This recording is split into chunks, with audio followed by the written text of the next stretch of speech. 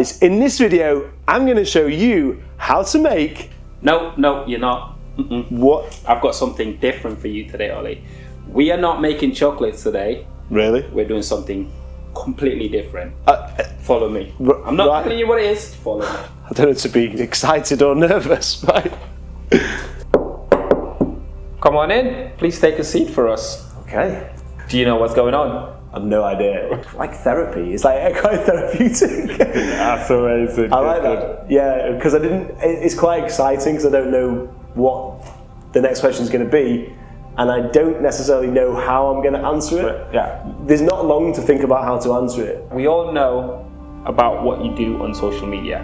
We see what you do on social media, but we want to know a little bit more about you. Okay. Who is the guy behind all these videos? Okay. What kind of person are you really are? Oof. And with that in mind, my first question, who is Oliver the Choc? Who is he? Who is Ollie the Choc?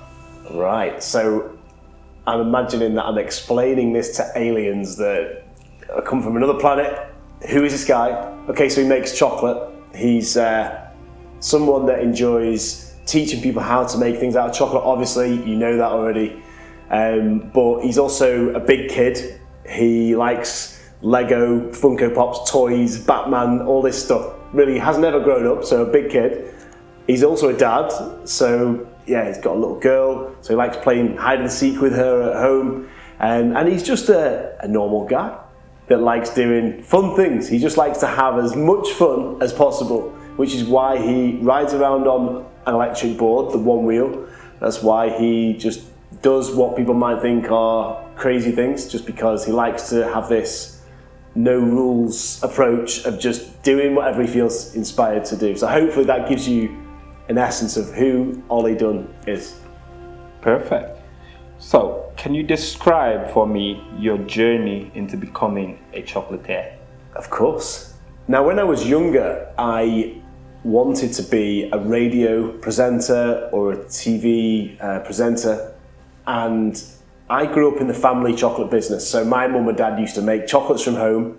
I tell this story a lot, so you'll recall, if you've seen my other videos, me talking about sneaking downstairs in the middle of the night, getting a handful of chocolate buttons with my little sister to take back to our room, leaving a trail of evidence, trail of chocolate going up the stairs. We literally grew up surrounded by chocolate, and because of that, it was natural for me to be curious about the business, to be interested.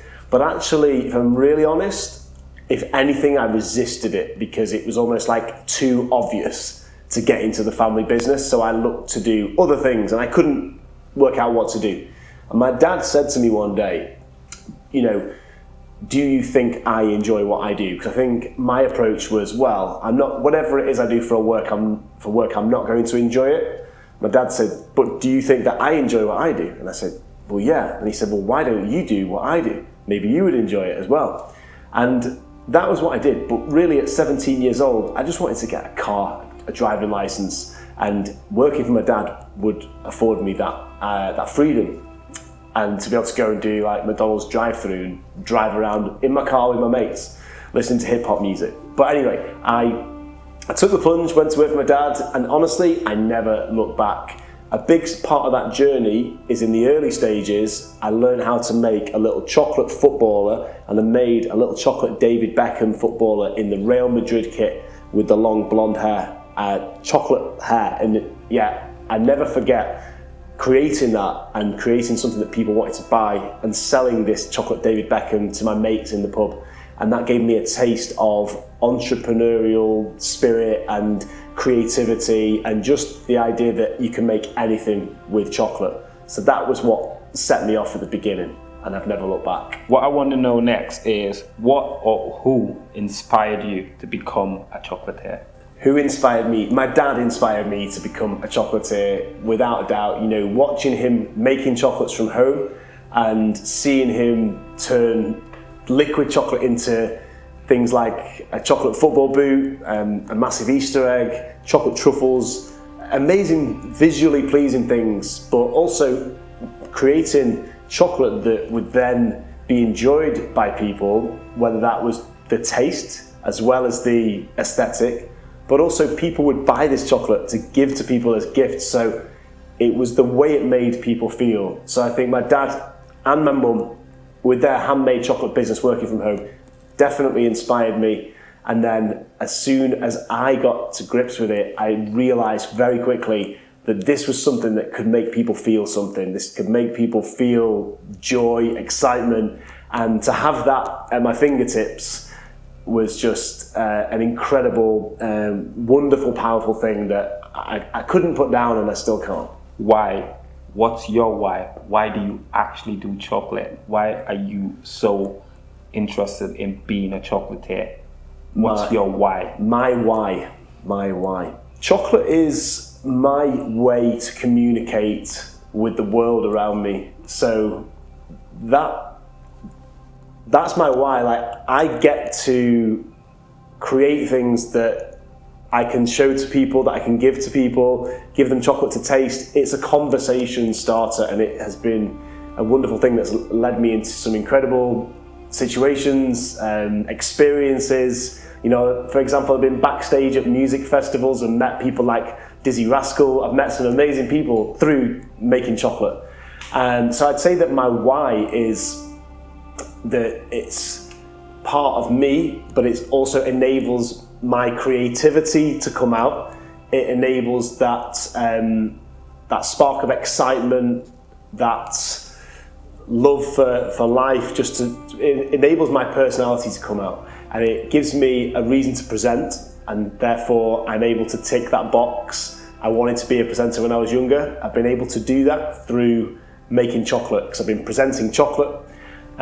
So yeah, the why in general, I think, is it's my way to communicate with the world, but also it's bringing people happiness. And as I always say, the end result of every single thing that I do with chocolate is that it makes people feel good. Like, whether it's they get to taste something amazing, like the Holy Grail chocolate, they've never tasted anything like it. With the sea salt, they're going on a journey, it's an experience. But at the same time, if they get hands-on to make something that they're proud of, then again, the end result is how they feel. And I always think in life, people always remember how you made them feel. So I guess that's my why when it comes to chocolate. What do you love the most about being a chocolatier? What do I love the most about being a chocolatier? I think it's just like that word chocolate puts a smile on people's face. When people ask me what I do and I say I'm a chocolatier, they almost don't believe it, because they don't think that can be a real job. It's like you think of Willy Wonka, it's like, no, what's your real job? And I'm like, no, I get to play with chocolate. So I love that idea that I just shock people with that. And I just love the reaction, that it's always so positive. People just want to talk about it, they want to find out more about the chocolate, what I do, ultimately find out about me, which then creates this whole open conversation where I get to find out about them, and the way that I learn is through conversation with people. So yeah, that's what I love, that chocolate gives me that connection with people. You touched on it previously then, the word chocolate. Yeah. It has so many different meanings to so many different people. Yeah. What does that word really mean to you? To me, yeah, the word chocolate is, it can mean different things. It can be, the chocolate can be nostalgia. It can be the taste of certain types of chocolate can take you back in time. It's like hopping in a DeLorean, going back to your childhood, tasting that advent calendar chocolate, you know, if you were lucky enough to have had that when you were younger. Chocolate for me means endless opportunity, endless possibilities, because you can literally make anything with it. You can make a life-size sculpture of David Beckham, which we have done years back. I'm always thinking of new ideas. So for me, like, inspiration is all around. Everything that I look at, I'm thinking, could I make that out of chocolate? Could I create a mold to make that? Or could I use a different process to, how can I do that? So yeah, that's what it means to me, endless opportunity. Yes, you've made different things out of chocolate, and some of it has been, phenomenal. The results were amazing. But what I want to know is, what are some of the challenges you face as a chocolatier, and how have you overcome those? I actually think challenges that I've come through in my chocolate journey are what makes me who I am today. I always say that everybody is made up of their experiences in their life. Like, that's what makes us all beautifully, wonderfully different and unique. We're all coming at life from a different perspective because of our experiences. So my experiences, good or bad, forcing myself into a kids' party situation where I'm the host, I'm the kids' entertainer. When I had no experience in doing so, I just basically put an advert in the shop window to say that I was offering children's chocolate parties, and then go into the house and acting like this was something I did day to day. It was daunting, it was scary. Things went wrong. If I hadn't tempered the chocolate properly, it didn't come out of the mould. I remember trying to bash the back of the mould with a rolling pin to get the chocolate out at a kid's birthday, and the kids are looking at you going, like, where's my chocolate?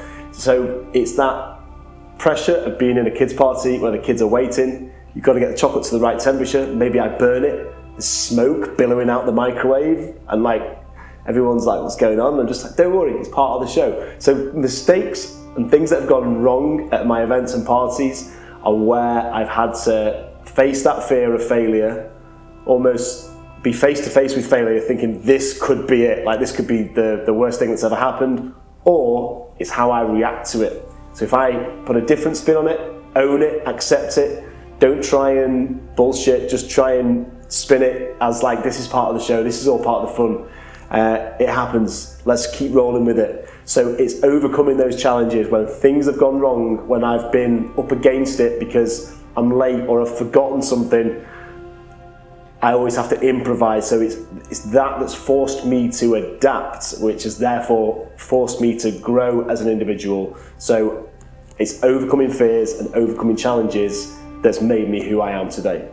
What do you do when you're not a chocolatier?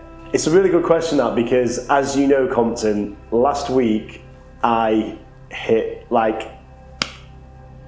what did I hit? I'm not going to say rock bottom because that's the wrong word.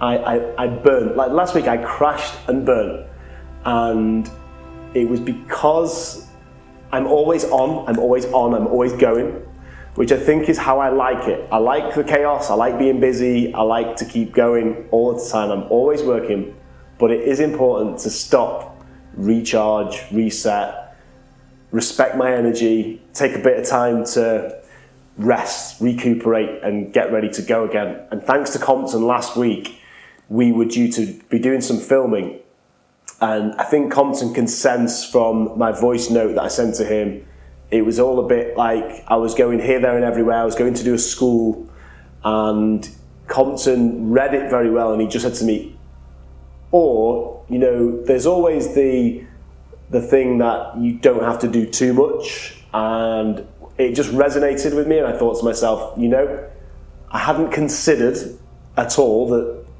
this afternoon it's possible we don't film and that I actually just rest. And I think because I had that opportunity to go and do nothing, I took it and I listened to my body, and I literally just had a bath and rested and fell asleep at home. And I felt this amazing reset. I needed it so much. And yeah, so I don't do it enough. I'm guilty of just keeping going all the time. But if I'm conscious and mindful enough that I need to make time, book in the diary, things like float therapy. So I'll go in the tank with the salt water, the salt bath, and just float for an hour and get into a meditative state, almost fall asleep, and perhaps dream. And that's where it will give me ideas as well. So yeah, things like just rest, relaxation, but also exercise as well. I get a lot of energy, a lot of ideas, and creativity comes from just going out for a run, getting some fresh air, going out for a run, and I'll come back and I've got to start writing things down. So yeah, it's a fine balance, but I do have to make a point of just allowing myself some time to myself. What does the future hold for you? Not just as a chocolatier, but as a person, as a dad, as a brother, as a son. Yeah. What does the future hold? What does the future hold? I think for me, I'm always reluctant to make solid plans and goals because it's about enjoying the journey. And right now, I'm loving the journey. I'm loving the fact that I get to make chocolate. And yeah, I love the work. So I want that to continue. I'm loving being a dad to my daughter Romy. So my purpose, I guess, I feel, is to show her that, you know, Daddy does what he loves. He has this, it's not a job, it's a passion, but he can use that to pay the bills and hopefully afford us to do nice things. So that would be a message that I want to convey to my daughter, but also people around me. So I feel that the future is not so much financial or business growth. And don't get me wrong, I do think about those things, and I talk to my wife Kim a lot about that, and I hope to grow the chocolate party business. But overall, I think my main focus is to show what I do, to show an honest, vulnerable, authentic version of myself, and to share as much as I can things that can be made out of chocolate that hopefully puts a smile on people's faces. But overall, to be living the life that I want to live, to kind of design my life how I want it, so I'm having fun, so that people can see that this is possible, being living proof of that message. And my final question, this one, given everything you've just said and everything you've done in the past, what advice would you give to yourself, knowing everything that you know now, everything you've been through, all the ups and downs? What piece of life advice would you give to a younger Ollie? Don't ignore inspiration. And by that, what I mean is, don't do what you feel inspired to do, and don't waste time and energy on worrying about what other people might think, because chances are they might not think that anyway, and if they do, that doesn't matter. It's more important to focus in on doing what you love, doing what you feel inspired to do, because I believe there's a real power in following the impulse that you get of inspiration, whether that's to make something, whether that's to make a chocolate creation or to make a piece of content, and just being your true, honest self and putting that out to the world. So that would be my advice. Whether the younger Ollie would accept that advice, I don't know. I feel like maybe I'm only able to give that advice now because I have experienced that and I understand it, and I understand the value and the importance in that. And that's perhaps the great thing about life and age. And age is something that I embrace, and I feel that I've learned so much through my experiences, and I'm grateful for that, to have had those lessons. So that would be my message, just to, you know, sort of ignore any exterior noise, listen to your own advice, listen to your own intuition, and follow the impulses and the inspiration that you have. Peace, love, choc and roll.